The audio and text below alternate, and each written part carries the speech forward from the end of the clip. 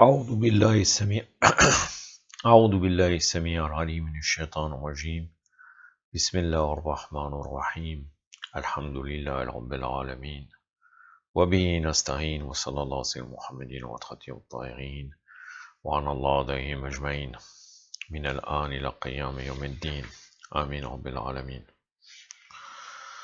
Une courte vidéo sur le fameux sermon d'Amir al-Mouminin alayhi salam de l'imam Ali alayhi salam, connu sous le nom de Shaqshaqiyya. C'était une complainte, on pourrait dire, de l'imam face aux usurpateurs Abu Bakr et Omar, la'natullah alayhim. C'est-à-dire, il a démontré comme quoi son droit était usurpé à travers ce khutbah.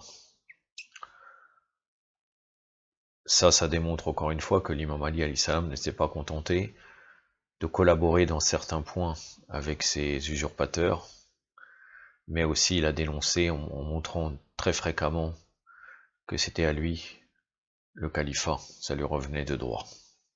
Il y a certaines personnes qui ont... Ce sermon a été prononcé à Ararba. Certaines personnes, ils ont dit que ça vient pas de Amir al-Mouminin, ce sermon, mais de Sharif el-Radi, de Sayyid el-Radi.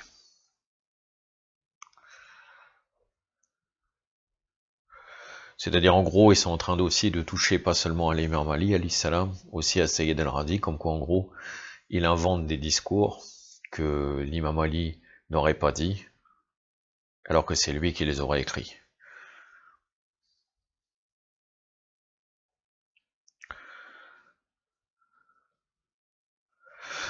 Ils ont aussi dit cela en disant comme quoi l'imam Ali alayhi salam n'aurait pas critiqué le califat usurpateur. Alors que pourtant on connaît sa position, l'imam Ali alayhi salam face aux usurpateurs, c'était connu.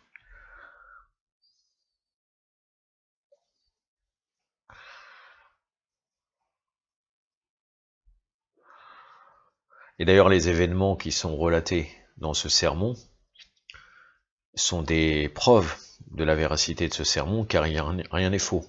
C'est-à-dire ce qu'il a relaté, ça s'est effectivement passé comme ça, et c'est écrit dans les annales de l'histoire. Les faits rapportés par l'histoire sont en conformité avec ce que disait l'imam Ali alayhi salam dans ce khutbah.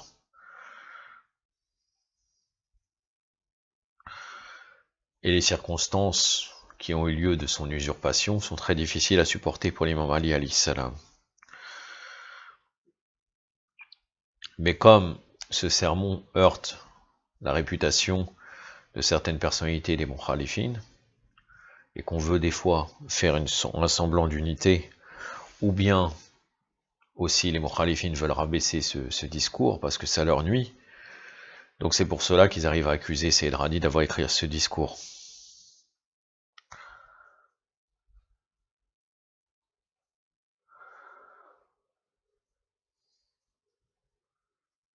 Et il y a certaines personnes qui ont montré comme quoi cette affirmation est fausse, totalement. Le fait que Sayyid Radi aurait attribué cela à l'imam Ali alayhi salam, alors que ça aurait été lui qui l'aurait écrit. Par exemple, vous avez Abu Osman Amr ibn Ba'ir al-Jahiz.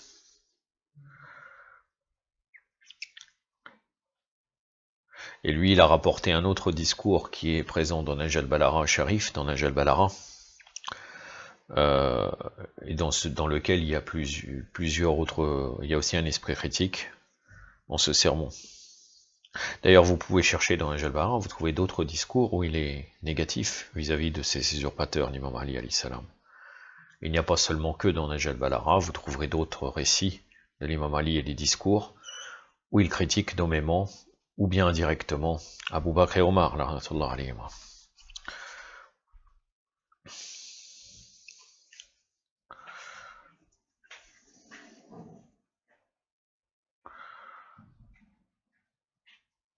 Là, par exemple, vous avez un extrait d'un discours où l'imam Ali alayhi salam critique directement, s'adresse à Osman. Il parle de Osman ibn Affan, la'natullah alayhi. Il dit, ces deux-là nous ont quittés, et le troisième se redresse de la même manière que le corbeau dont le courage ne dépasse pas son appétit. Il était meilleur que ses ailes soient coupées et sa tête détachée de son corps. Vous voyez une position radicale face à Othman ibn Affan. Donc il y a d'autres discours de l'imam Ali alayhi salam où il critique ces usurpateurs. C'est pour dire comme quoi chaque shakriya n'est pas une exception, ce khutbah n'est pas une exception, vous en trouvez ailleurs.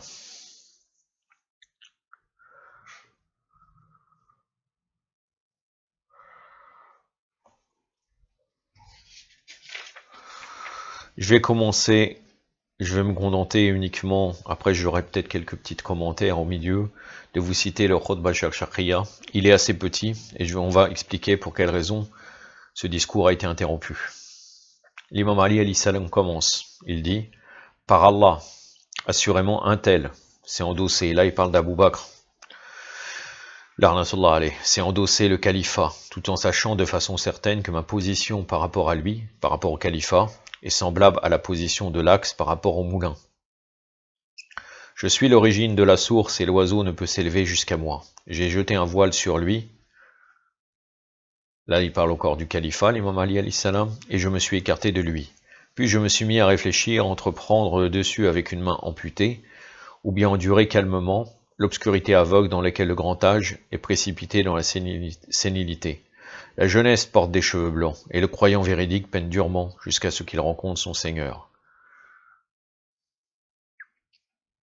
Donc là, il parle de la situation des véritables croyants, en l'occurrence des chiites, des shiras, des partisans de l'imam Ali alayhi salam.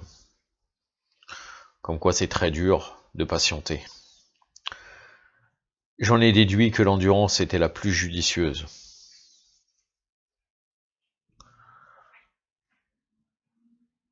Donc j'ai adopté la patience avec l'œil irrité et la gorge serrée. J'ai assisté au pillage de mon héritage, jusqu'à ce que le premier quitte ce monde en le remettant un tel après lui. Donc là, Omar. Puis l'imam cita les vers de El-Arsha. Quelle différence entre mes journées qui passent sur la bosse du chameau et les journées heureuses passées en compagnie de Hayyan, frère de Jaber. Là, je dois faire un petit arrêt pour bien remettre pourquoi il cite cela. Donc Hayyan ibn Samim el-Hanafi de Yamama, c'est celui-là qui s'appelle Hayyan. Il était chef d'attribut des Banu Hanifa et le commandant du fort et des armées. Jaber est le nom de son jeune frère, alors que El-Hasha, dont le vrai nom est Maymoun ibn Qais ibn Jandal, occupait la position d'être son plus intime ami. Il connut sous la bonté de son ami une vie heureuse et décente. En citant ces vers, donc l'imam Ali alayhi salam compare sa vie du moment avec sa vie antérieure, c'est-à-dire les journées passées à courir derrière ses moyens de subsistance et les journées vécues dans l'heureuse compagnie de Hayyan, puisque ce Maymoun subvenait et aidait Hayyan ibn Samim. Donc les journées passées à courir sa subsistance étaient négatifs, alors que dans l'heureuse compagnie de Hayyan, c'était beaucoup plus positif. Donc l'imam Ali alayhi salam parle de cela, parce qu'il se rappelle les moments qu'il a passés avec son frère, le prophète, sallallahu alayhi wa alayhi. Puisque le prophète a dit qu'il est son frère, l'imam Ali alayhi salam. Donc ils sont frères réciproquement. Et maintenant, la situation où son droit est usurpé. Et à l'époque, quand il vivait avec le prophète, il n'avait aucune pression. Et il était dans une atmosphère spirituelle favorable. Et maintenant, il vit la difficulté. Donc c'est pour cela qu'il cite ce vers. Je continue. Il est curieux que durant sa vie, un tel demandait d'être délivré de la charge du califat. Ça c'est Abu Bakr. Au départ, quand il a pris le pouvoir. Et en même temps, il a remis un autre pour qu'il exerce après sa mort. De toute évidence, l'un et l'autre se la sont partagés. Là, il fait référence à la complicité qu'il y avait entre Abu Bakr et Omar.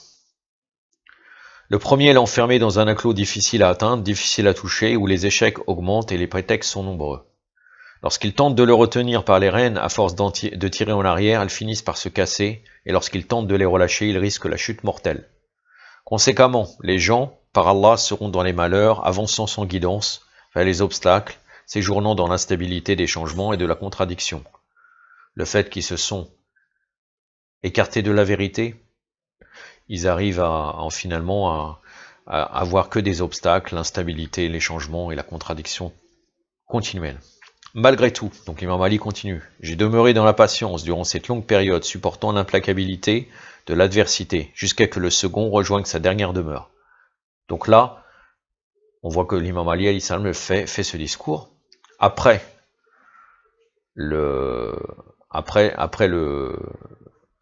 mort de Omar, la'natullah alayhi. Il mit le califat dans un groupe prétendant que je suis un membre de ce groupe. Oh mon Dieu, oh Allah, en quoi me concerne cette consultation Shura? Depuis quand y a-t-il un point commun entre le premier d'entre eux et moi pour que je sois associé à ceux qui se ressemblent? Malgré tout, j'ai touché terre avec eux, là ils ont atterri, et je me suis envolé avec eux lorsqu'ils se sont envolés.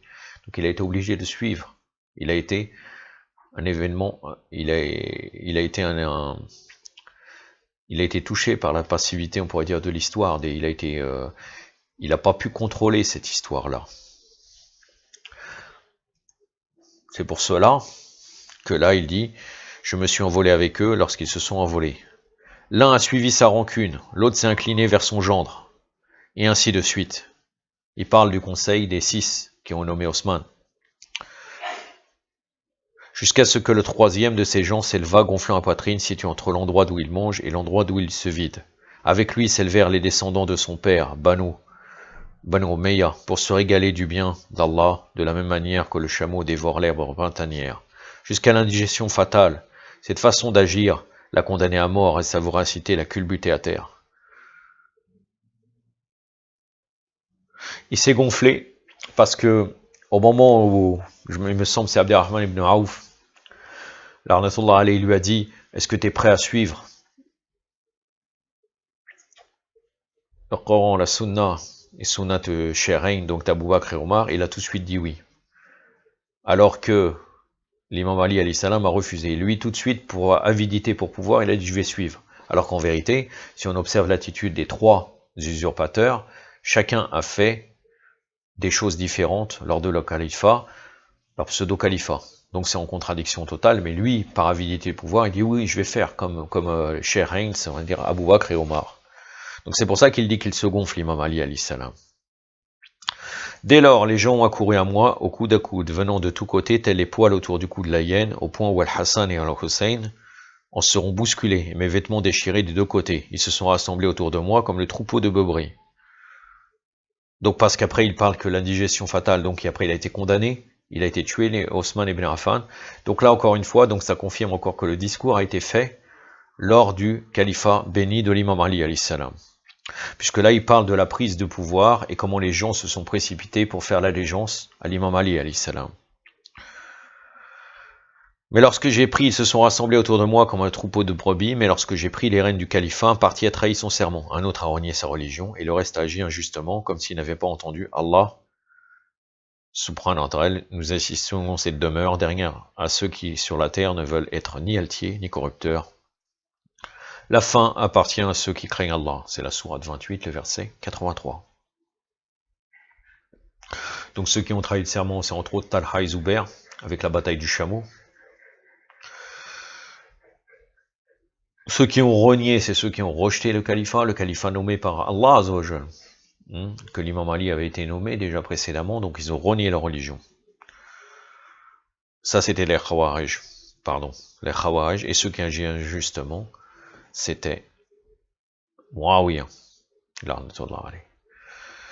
Certes, par Allah, ils l'ont bien entendu et bien compris, mais la vie d'ici-bas leur est apparue scintillante et ses fioritures les ont séduits. Par celui qui fond le grain et crée toutes choses, si les gens n'étaient pas venus à moi pour me prêter allégeance, si les partisans n'avaient pas soutenu l'argument, et si les savants ne s'étaient pas engagés devant Allah, à ne pas accepter que l'oppresseur soit rassasié et l'opprimé affamé, j'aurais rejeté les rênes sur leurs propres épaules.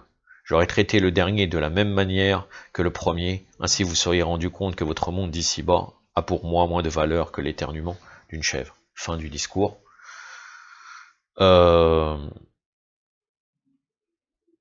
C'est parce qu'il est obligé, l'imam Ali, d'appliquer la justice, sinon il savait très bien qu'il ne pourrait pas supporter sa justice. C'est pour ça qu'on comprend ces dernières phrases.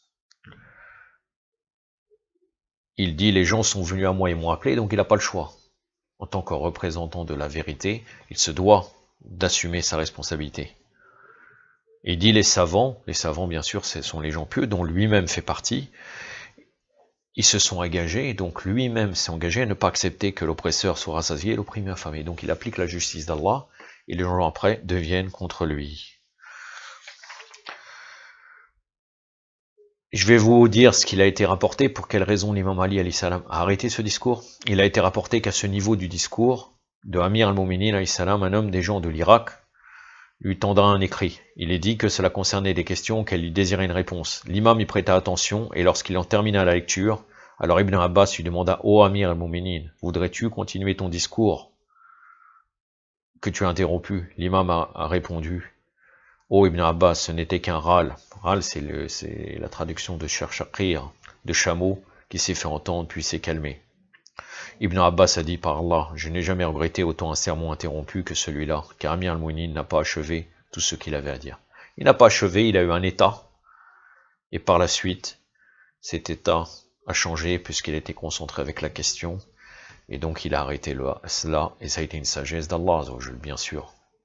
Car bien sûr, tout ce que fait l'imam Ali alayhi salam, ça marche avec iradat Allah. Tout ce que veut Allah, l'imam Ali le veut. Et on dit aussi Alim al-Haq wa al-Haq ma'ali. Ali est avec la vérité, et la vérité est avec Ali. Yaktafi ba'da al-qadr, wa sallallahu alayhi wa sallam Muhammadin wa atrati al-tahirin. Wassalamu alaikum wa rahmatullah.